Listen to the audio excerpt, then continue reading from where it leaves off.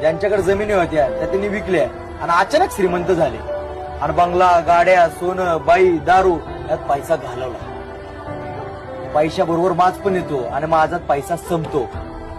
मी पण एक गुंटा मंत्रीच आहे काय. माझ्याकडे पण सोनं, बंगला, गाड्या आहेत. त्याचबरोबर फ्लॅट, वाईन शॉप, पंप आणि सगळ्यात महत्वाचं म्हणजे जे गमावून कमवलं ना ती शेती पण आहे.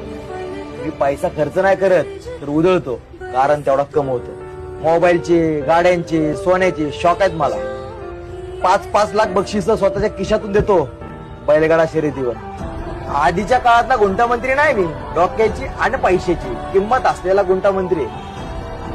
जेवढे पैसे घालवलेत ना त्याच्यात दुप्पट तिप्पट नाही तर चौपट कसे करायचे हे चांगलं माहिती. म्हणूनच काय माझात आणि वजनात असतो हा गुंटामंत्री.